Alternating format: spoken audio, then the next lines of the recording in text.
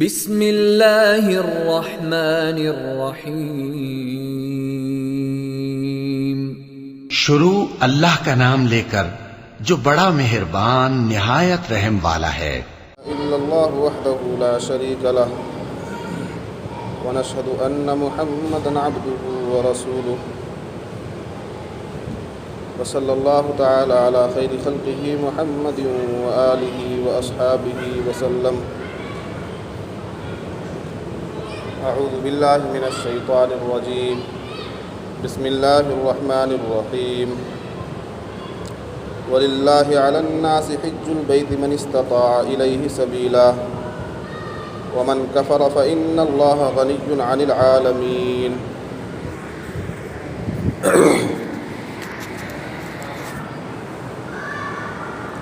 عن أبي هريرة رضي الله عنه سئل النبي صلى الله عليه وسلم أي الأعمال أفضل؟ قال ایمان باللہ ورسولہ۔ قیل ثم ماذا؟ قال جہاد فی سبیل اللہ۔ قیل ثم ماذا؟ قال الحج المبرور، او کما قال علیہ الصلاۃ والسلام۔ محترم مصلیان کرام اور معزز دینی بھائیوں، بزرگوں اور نوجوانان اسلام،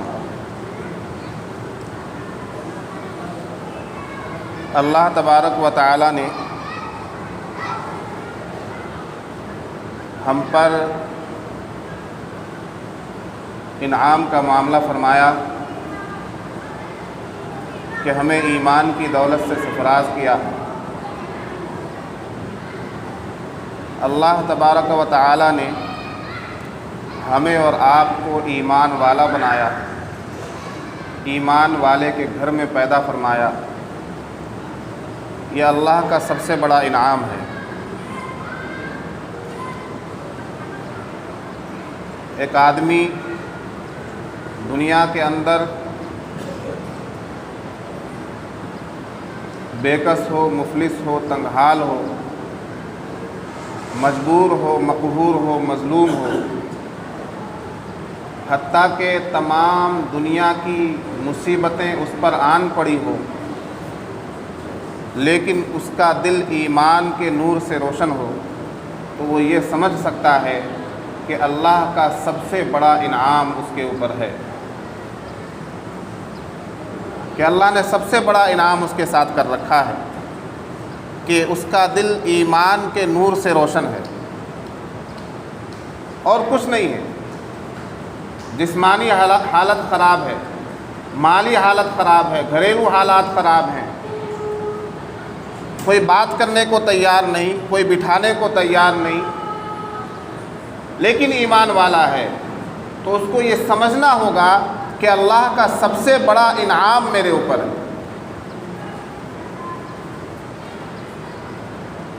اللہ تبارک و تعالی نے ایمان والے کے لیے آخرت میں جنت کا وعدہ فرمایا، اور یہی ایمان کی کامیابی ہے، یہی ایمان والے کی کامیابی ہے۔ من قال لا الہ الا اللہ دخل الجنہ، جس نے لا الہ الا اللہ کا یقین کیا، اقرار کیا، جنت میں داخل ہوگا۔ تو ایمان اتنی بڑی دولت ہے کہ جو جنت کا ذریعہ بن رہی ہے۔ لیکن اللہ تبارک و تعالی نے ہمیں جو ایمان عطا فرمایا ہے، ہمیں جس ایمان کی دولت سے نوازا ہے، اس دولت کے کچھ تقاضے ہیں۔ دنیاوی پراپرٹی ہوتی ہے کسی کے پاس تو وہ ان کے تقاضوں کو بھی سمجھتا ہے۔ ایک آدمی کے پاس کھیتی کے لیے زمینات ہوں اور وہ ان زمینوں میں کھیتی نہ اگائے، غلہ نہ اگائے، بنجر چھوڑ دے، تو کچھ فائدہ نہیں۔ اس کی زمین کا تقاضا ہے کہ اس میں کھیتی کی جائے، غلہ اگایا جائے، تب جا کر اس کا نفع حاصل ہوگا۔ تجوری میں پیسہ ہے اور عمر بھر کے لیے تجوری کا تالا بند ہے، کوئی اہمیت نہیں اس تجوری کی۔ اسی طرح ہمارے پاس ایمان ہے، ایمان کی دولت ہے تو اس کے بھی تقاضے ہیں۔ اللہ کے رسول صلی اللہ علیہ وسلم نے فرمایا، ایمان کے تقاضوں کو ایک لڑی میں پرو دیا اللہ کے نبی نے۔ فرمایا بنی الاسلام علی خمس، شہادت اللہ الہ الا اللہ وان محمدا عبدہ ورسولہ واقام الصلاۃ وایتاء الزکاۃ والحج وصوم رمضان۔ پورا ایمان اس میں آ گیا، ایمان کے تقاضے آ گئے کہ اللہ تبارک و تعالیٰ نے جو ہمیں ایمان عطا فرمایا ہے، حضور نے فرمایا اسلام کی بنیاد 5 چیزوں پر قائم ہے۔ 5 چیزیں ہیں جن کو کرنے والا اپنے آپ کو اسلام کا علم بردار کہہ سکتا ہے، مسلمان کہہ سکتا ہے۔ پہلی چیز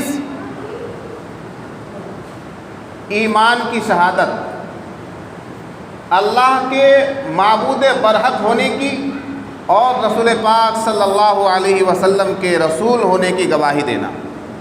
یہ گواہی شہادت کہ اللہ کے سوا کوئی معبود نہیں، صرف اللہ کی ذات عبادت کے لائق ہے، اللہ ہی عبادت کے لائق ہے، یہ توحید ہے۔ اور آخری نبی حضرت محمد صلی اللہ علیہ وسلم اللہ کے بندے ہیں، اس کے رسول ہیں، اس کے بھیجے ہوئے پیغمبر ہیں اور آخری پیغمبر ہیں۔ اس بات کا یقین ہونا چاہیے، ببانگے دوہل کہیں بھی یہ بات کہی جا سکتی ہو۔ اور دوسری چیز نماز قائم کرنا، تیسری چیز زکوٰۃ ادا کرنا، اور چوتھی چیز حج کرنا، اور 5ویں چیز رمضان کے روزے رکھنا۔ تو جو چوتھا عمل ہے حج، اس بارے میں تھوڑی سی گفتگو کروں گا انشاءاللہ۔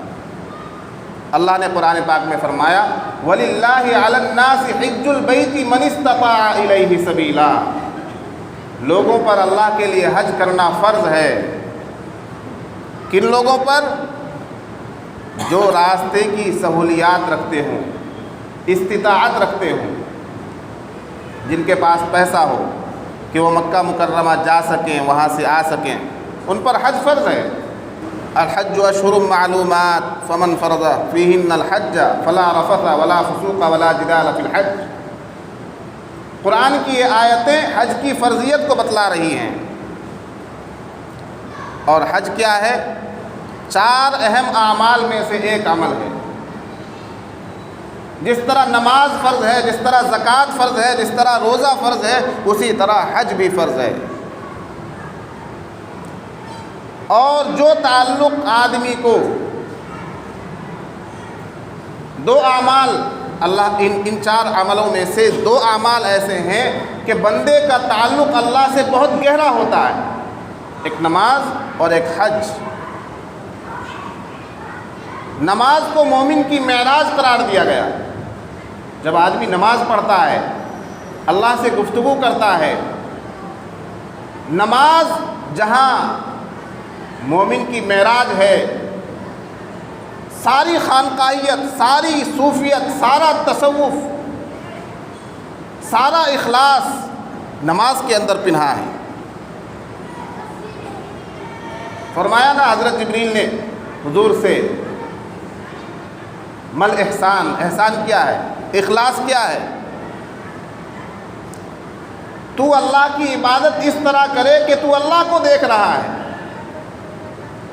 تو اللہ کو دیکھ رہا ہے، یہ مشاہدہ ہے۔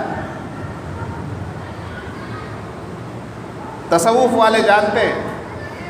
اور اگر یہ نہ ہو سکے تو یہ تو ہونا ہی چاہیے کہ اللہ تجھے دیکھ رہا ہے۔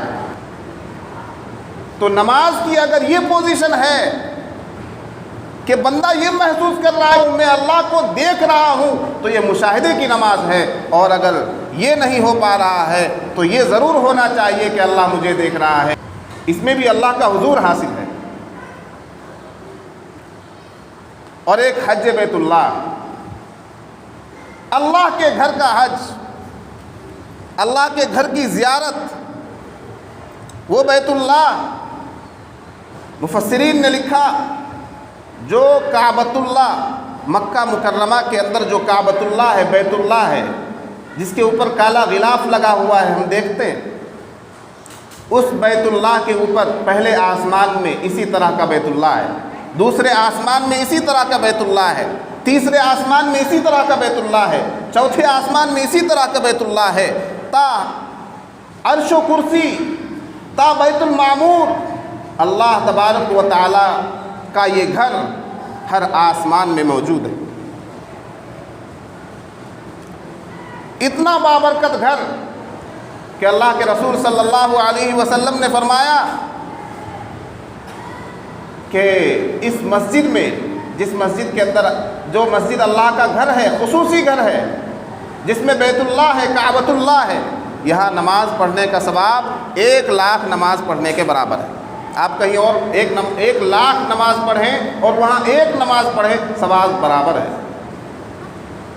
مسجد نبوی مدینہ منورہ میں نبی پاک صلی اللہ علیہ وسلم کے نام سے منسوب جو مسجد ہے، وہاں نماز پڑھنے کا ثواب 50,000 نمازوں کے برابر ہے۔ تو حج ایک نہایت اہم فریضہ ہے مسلمانوں پر۔ حضرت ابو ہریرہ رضی اللہ عنہ کہتے ہیں کہ سئل النبی صلی اللہ علیہ وسلم ای الاعمال افضل، نبی پاک صلی اللہ علیہ وسلم سے معلوم کیا گیا، سوال کیا گیا، دریافت کیا گیا کہ کون سے اعمال افضل ہیں، کون سے اعمال افضل ہیں؟ فرمایا ایمان باللہ و برسولہ، اللہ پر اور اس کے رسول پر ایمان لانا، اس سے افضل کوئی عمل ہو ہی نہیں سکتا، اس لیے کہ اعمال کی بنیاد یہ ہے، ایمان کی بنیاد یہ ہے، اخلاص کی بنیاد یہ ہے۔ گھر ہو، گھر کی بنیاد نہ ہو، ایسا کیسے ہو سکتا ہے؟ ایمان باللہ و برسولہ، قیل ثم ماذا، پھر معلوم کرنے والے نے معلوم کیا اس کے بعد کون سا عمل افضل ہے؟ فرمایا جہاد فی سبیل اللہ، اللہ کے راستے میں جہاد کرنا۔ قیل ثم ماذا، پھر معلوم کیا گیا اس کے بعد کون سا عمل افضل ہے؟ فرمایا حج مبرور، تیسرا عمل جس کو اللہ کے نبی صلی اللہ علیہ وسلم نے افضل قرار دیا وہ حج مبرور ہے۔ حج مبرور یعنی مقبول حج۔ حج مبرور کی محدثین نے، شارحین نے تشریح کی کہ حج مبرور وہ حج ہے جس میں گناہ کا کوئی عمل نہ کیا گیا ہو، جس میں کوئی فحش کام نہ کیا گیا ہو،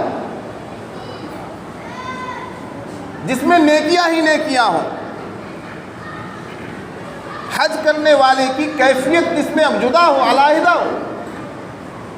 وہ جو حج کے ارکان میں غلطی ہو جاتی ہے وہ الگ چیز ہے، اس کے لیے تو وہیں پر دم ہے۔ حج کے ارکان میں کچھ آگے پیچھے ہو گیا، کچھ غلطی ہو گئی، وہ الگ چیز ہے، وہ گناہ میں شامل نہیں ہے۔ گناہ کرنا، احرام باندھنے کے بعد تو جو چیزیں جائز تھیں وہ ناجائز ہو جاتی ہیں۔ بیوی سے مجامعات کرنا، ملنا، جھگڑا کرنا، حتیٰ کہ اپنے بالوں کو توڑنا، بال ٹوٹ کر گر جائے، یہ جائز نہیں ہے۔ ایک چھوٹی سی اللہ کی مخلوق کو، ایک چیونٹی کو مارنا جائز نہیں ہے۔ تو جس حج میں کوئی بیہودہ عمل نہ کیا گیا ہو، کوئی الٹی سیدھی بات نہ کی گئی ہو، فحش بات نہ کی گئی ہو، نیت میں اخلاص ہو، جس حج میں دکھلاوا نہ ہو، ریا نہ ہو، خالصتاً اللہ کے لیے کوئی آدمی حج کرے اور اپنی زندگی کی حالت کو بدلنے کے لیے حج کرے، اپنی زندگی کی کیفیت کو بدلنے کے لیے حج کرے، اللہ تبارک و تعالیٰ کے پاکیزہ گھر کو دیکھنے کے لیے حج کرے، اللہ تبارک و تعالیٰ کو راضی کرنے کے لیے حج کرے، اللہ کے رسول صلی اللہ علیہ وسلم کے مقامات کو اور اللہ کے رسول صلی اللہ علیہ وسلم کے شہر کو دیکھنے کے لیے، آپ صلی اللہ علیہ وسلم کے قدم مبارک جس زمین پر پڑے اس زمین کو چومنے کے لیے، مدینہ منورہ کی زیارت کے لیے، مسجد نبوی میں نمازیں پڑھنے کے لیے، مسجد حرام میں نماز پڑھنے کے لیے، مقامات مقدسہ کی زیارت کرنے کے لیے اگر اخلاص نیت کے ساتھ کسی نے حج کیا ہے تو یقین جانیے اس کے دل میں اور اس کے دماغ میں تو گناہ کا تصور آ ہی نہیں سکتا، آ ہی نہیں سکتا، ارادہ تو بہت دور کی بات ہے، تصور میں گناہ کی بات نہیں آئے گی، اس لیے کہ وہ اتنا پاکیزہ گھر ہے، اتنا مقدس گھر ہے۔ تو فرمایا نبی پاک صلی اللہ علیہ وسلم نے ایک حدیث میں کہ جس نے حج کیا اور اس حج میں کوئی رفث کام، کوئی فحش کام نہیں کیا، بیوی سے مجامعات نہیں کی، کوئی غلط کام انجام نہیں دیا، فسق والا کوئی کام نہیں کیا، رجع کیوم ولدتہ امہ، حج کر کے اس طرح لوٹے گا جیسا کہ اس کی ماں نے آج ہی کے دن اس کو جنم دیا ہو۔ جب وہ حج کر کے آئے گا نا تو اس طرح گناہوں سے پاک صاف ہو جائے گا جیسا کہ آج ہی اس کی ماں نے اس کو جنا ہو۔ یہ ہے حج مبرور، یہ ہے حج مبرور۔ علامہ ابن حجر عسقلانی رحمۃ اللہ علیہ فرماتے ہیں کہ تمام گناہ اس سے مراد ہیں، اس لیے کہ مطلق فرمایا گیا ہے، چھوٹے گناہ ہوں یا بڑے گناہ ہوں۔ میں کہتا ہوں حقوق اللہ سے متعلق انشاءاللہ اللہ تبارک و تعالی تمام گناہ معاف کر دیں گے۔ ہاں، حقوق العباد معاف نہیں ہوگا، بندوں کا اگر حق ہے تو وہ معاف نہیں ہوگا، کسی کا لے رکھا ہے، کسی کا دبا رکھا ہے، کسی کا حق مار رکھا ہے، کسی کی حق تلفی کر رکھی ہے، کسی سے کچھ چھین رکھا ہے، کسی کا دل دکھا رکھا ہے، کسی کا گھر اجاڑ رکھا ہے، یہ چیزیں تو معاف نہیں ہوتی۔ اس لیے کہ دو حقوق ہیں، ایک اللہ کا حق ہے، اللہ بہت بڑا مہربان ہے، رحم کرنے والا ہے، اپنے حق کو معاف کر دیتا ہے، عبادت سے معاف کر دیتا ہے، ریاضت سے معاف کر دیتا ہے، توبہ سے معاف کر دیتا ہے، نماز پڑھنے سے معاف کر دیتا ہے، روزہ رکھنے سے معاف کر دیتا ہے، حج کرنے سے معاف کر دیتا ہے۔ لیکن حقوق العباد، بندوں کے حقوق، رشتہ داروں کے حقوق، والدین کے حقوق، چچاؤں کے حقوق، والدین کے حقوق، بہنوں کے حقوق، یہ معاف نہیں ہوتے، عبادت سے بھی معاف نہیں ہوتے۔ ایک نہیں 100 حج کر لیجئے معاف نہیں ہوتے، ایک عمرہ نہیں سینکڑوں عمرے کر لیجئے، حقوق العباد معاف ہونے والے نہیں ہیں۔ ہاں، حج مبرور کی پہچان یہ بھی بتائی گئی کہ حج کرنے والا حج کر کے آیا، اب اس کی زندگی میں بدلاؤ نظر آنا چاہیے، یہ حج مبرور کی علامت ہے، پہچان ہے، شناخت ہے۔ حج کر کے آ گیا، اب اس کی زندگی میں بدلاؤ نظر آنا چاہیے، پہلے جھوٹ بولتا تھا اب جھوٹ نہیں بولتا ہے، پہلے کچھ بھی اناپ شناپ بول دیتا تھا اب نہیں بولتا ہے، پہلے مسجد کی طرف قدم کبھی کبھار جاتے تھے اب تو مستقل مسجد میں جا رہا ہے، نماز پڑھ رہا ہے، پہلے دھوکہ دیتا تھا اب دھوکہ نہیں دیتا ہے۔ تو زندگی میں یہ بدلاؤ، زندگی میں اچھائی آ جائے، سچائی آ جائے، ایمان آ جائے، اعمال آ جائے، اور صرف اس کے سامنے آخرت ہو کہ اب آخرت کی تیاری کرنی ہے، اب آخرت کی تیاری کرنی ہے، تو کہا جائے گا کہ ہاں اس کا حج قبول ہوا ہے، حج مبرور ہے۔ میرے دوستو، المیہ یہ ہے، افسوس کی بات یہ ہے کہ ہمارے علاقے میں بہت سے اہل ثروت، بہت سے اصحاب ثروت جن کے پاس استطاعت ہے، حیثیت ہے، پراپرٹی ہے، زمینات ہے، بینک بیلنس ہے، کاروبار اچھا خاصا ہے، حج کی طرف دھیان نہیں دیتے، حج کی طرف دھیان نہیں دیتے۔ میرے دوستو، حج لازمی ہے، ضروری ہے، اور حج کرنا چاہیے، بڑا ہی مقدس آدمی ہے۔ ایسا یہ بہانہ نہیں چلے گا، بہت سے لوگ کہتے ہیں اللہ بلائے گا تو جائیں گے، یہ تو بہانہ ہے میرے بھائی، یقیناً اللہ بلاتا ہے تبھی جاتے ہیں، بغیر اللہ کے بلائے تو کوئی کہیں بھی نہیں جاتا۔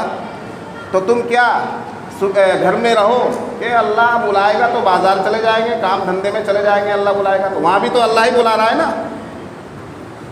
اپنے آفس کے لیے کیوں جاتے ہو؟ اللہ بلائے گا تو آفس جاؤ گے نا۔ آفس جس میں تم کام کر رہے ہو وہ بھی تو اللہ کا ہے، یہ ساری دنیا اللہ کی ہے، یہ بازار اللہ کا ہے، یہ کھیت کھلیان، یہ کھیتیاں، یہ کاروبار، یہ دکان، یہ سب اللہ کی ہے۔ تو جہاں بھی اللہ بلائے وہاں جاؤ۔ نیک کام میں مسجد جانے کے لیے اللہ بلائے گا تو جائیں گے، حج کرنے کے لیے جانا ہو تو اللہ بلائے گا تو جائیں گے۔ اللہ تو بلا رہا ہے، اللہ نے تو قرآن میں کہہ دیا وَلِلَّهِ عَلَى النَّاسِ حِجُّ الْبَيْتِ، لوگوں پر حج فرض ہے، اللہ بلا رہا ہے۔ یہ عقل کی نادانی ہے، شیطان کا مکر و فریب ہے کہ اللہ بلائے گا تو جائیں گے۔ ارے فارم تو بھر، حج کے لیے فارم تو بھر، پھر اللہ بلائے گا، کوشش تو کر پھر اللہ بلائے گا، مسجد کی طرف قدم تو بڑھا پھر اللہ بلائے گا۔ تو یہ بہانہ جو ہم لوگ کر دیتے ہیں کہ اللہ بلائے گا اور پھر جو ہے سستی اور غفلت، نہیں میرے بھائی، یوں سمجھتے ہیں بہت سے لوگ کہ حج بوڑھوں پر فرض ہے، ایسا بھی نہیں ہے، حج بوڑھوں پر فرض ہے۔ یہ صرف یہاں کی وبا ہے، ہندوستان، پاکستان، بنگلہ دیش، یہاں کے لوگ جو ہے جب تک بڑھاپا نہیں آتا حج کی طرف دھیان ہی نہیں جاتا۔ دوسرے ممالک میں جا کر دیکھیے، جوانی کے عالم میں حج ہو جاتا ہے، اور شادی کرنے سے پہلے بہت سے لوگ حج کر لیتے۔ بعض ممالک تو ایسے ہیں، بہت سے ملک، کہ شادی کرنے کے لیے جب لڑکی کا رشتہ آتا ہے لڑکے والے کے ہاں تو پوچھتے ہیں کہ لڑکے نے حج کیا یا نہیں کیا، لڑکے نے حج کیا یا نہیں کیا، یعنی کنوارگی کے عالم میں حج کرنا ہوگا۔ تو میرے دوستو، ہمارے علاقے میں استطاعت ہوتے ہوئے حج کی طرف دھیان نہ دینا، یہ بڑے افسوس کی بات ہے، بڑے افسوس کی بات ہے۔ اس لیے ہم تمام لوگوں کو ارادہ کرنا چاہیے کہ انشاءاللہ ہمارے پاس استطاعت ہے تو ہم حج ضرور کریں گے، اور آج کریں گے، ابھی کریں گے۔ سمجھ میں آئی بات؟ اور اگر استطاعت نہیں ہے تو استطاعت پیدا کریں گے، پھر حج کریں گے انشاءاللہ، کریں گے انشاءاللہ۔ سبھی لوگ آج ارادہ کریں کہ جو صاحب استطاعت ہیں وہ تو ضرور بھی ضرور آئندہ سال فارم بھریں گے، اور جو صاحب استطاعت نہیں ہے وہ اللہ سے دعا کرے کہ اللہ تعالی ہمیں حیثیت دے دے، استطاعت دے دے، تو ہم بھی حج کرنے کے لیے جائیں انشاءاللہ۔ سبھی کہہ دیجئے ایک بار انشاءاللہ۔ انشاءاللہ حج کا ارادہ کرتے ہیں سبھی حضرات۔ اللہ تعالیٰ قبول فرمائے، ہم تمام لوگوں کو ہمارے ارادے کے طفیل حج کی توفیق مرحمت فرمائے۔ وآخر دعوانا ان الحمد للہ رب العالمین۔